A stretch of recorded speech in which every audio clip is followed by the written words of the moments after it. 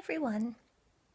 So I wanted to try and do a video or two before next week because I will be leaving on a trip next week and more than likely not able to do any videos for the month of January because I'm going to be out of the country.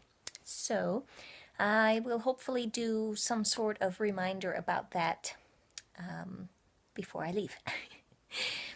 And I am on my phone again because, as always, while I'm traveling, I have technical difficulties trying to do anything at all at my family's house. My phone doesn't like me, my computer doesn't like me, it's a big mess. But as for the theme of the end of the year, a lot of people are talking about goals, have been talking about goals for 2017. I'm not quite that far yet. I have been thinking about it, I have been working on it, but I just, for some reason, it takes me quite a while to finalize all that stuff. So hopefully I will be able to do some sort of a goals update for 2017 for you because I think those are fun. But I won't make any promises. For the moment, what I'm working on is a series of prompts from Arwen, Tarot by Arwen. She is doing a Journey to Joy week, 6 or 7 days of journal prompting in preparation of the new year. So letting go of the old year, reviewing it, and preparing for the new year. So I thought that would be fun, and I decided to play along. And let me see if I can hold this so I don't keep shaking it. So we are on day 3, and an interesting topic came up today. It is the topic of death. And I thought I would do a video on that because it correlates well with the blog post I did last week while I was, I did it last week. It's entitled Desert Rain and Jericho Roses. So basically, I am here in California in the high desert of Antelope Valley, where my family lives. A very different landscape from the snowy Denver that I left of -degrees. And I was just thinking, because I was up and snuffled, because of course the moment I got here I caught a cold and I've been sick all week, thinking about this aspect of winter and what does it mean in a place like the desert, known for heat. Deserts have winter too, and deserts get very cold, but what is the different aspects? So up until now I've been thinking of winter time and the dark part of the year in terms of cold and retreating and staying comfortable and protected within your home by your hearth. So there is a big family aspect, there is a big mother aspect as the nurturer, the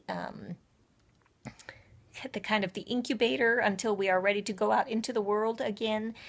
All of that has been kind of top of my mind in terms of what does winter mean to me in my tradition and for me where I live. However, the scene is very different here in California. It's bright and sunny out.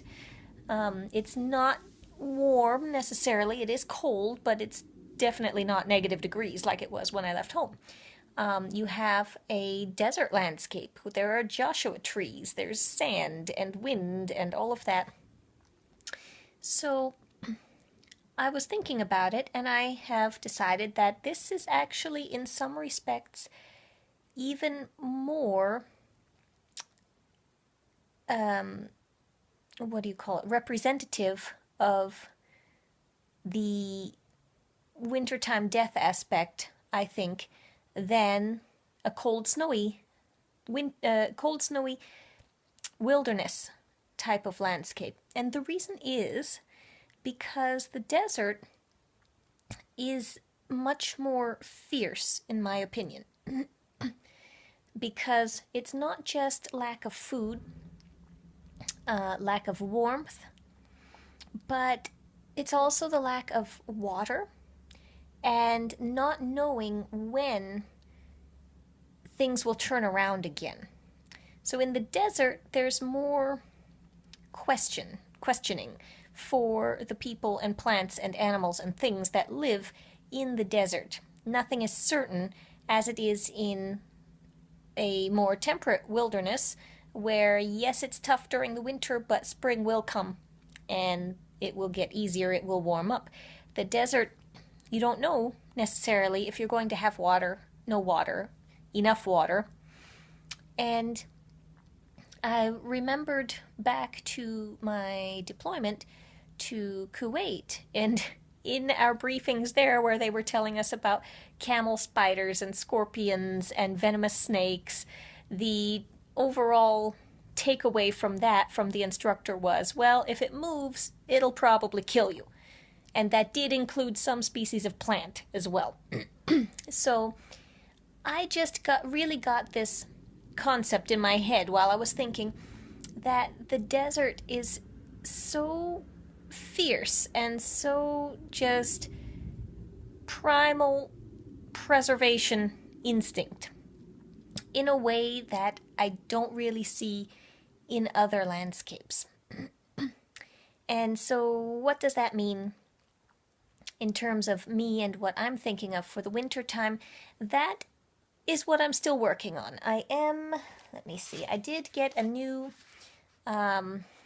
traveler's notebook insert that I am planning to use. I want to do one for each moon of this year.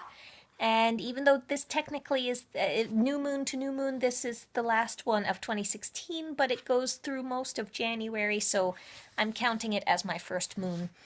And these are the topics that I'm going to go over during this month. The things that I want to think about is what is wintertime and the mother aspect in terms of fierceness and survival. And related to that, I'm also going to think of the last hurrah for wintertime, because as of February, even though February, March can be very rough in terms of snowstorms, things like that, and cold snaps, by Imbolc, we have this definite feeling that, okay, the flame is growing, the sun is warming, spring really will come around the corner. But January doesn't have that feel yet. January is still just dark, dank, and cold, in my opinion. So I'm going to be looking at that in terms of Thor, the Thunderer, and his feast in January, leading up to, in February, then Disting, which I would associate with Imbolc and the feeling that, okay, now things are going to thaw.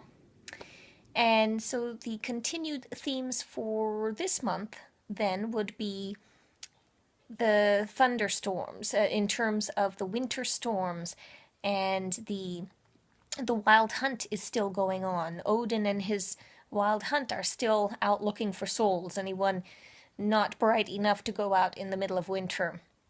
You also have the constant back and forth, the conflict between Thor and the Thyrses, the frost giants.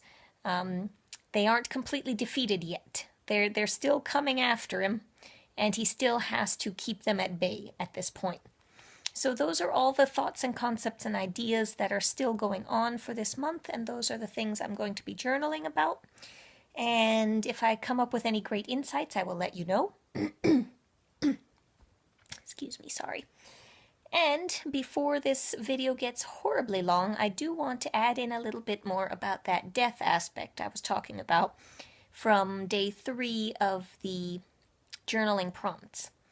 So my journal entry was fairly short because I have been very, very blessed in my life in that I have not had to experience death often. Not from anyone close to me. Death in my family happens very few and far between. My family is very long-lived on both sides.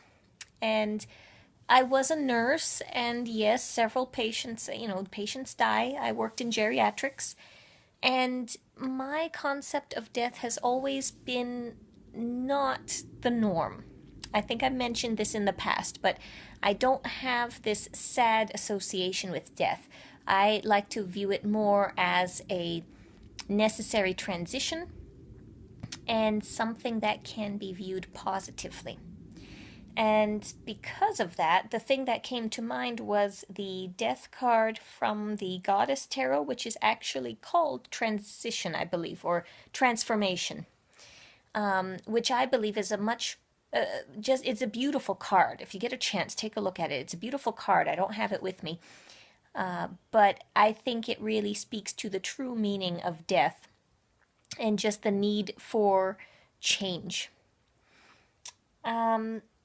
That said, I had kind of finished up my journal entry on that note because I didn't really have any death remembrances for this year, not personal ones. Obviously, we know many people important to us in our cultural lives, media, etc., have been lost to us this year, but no one personally to me.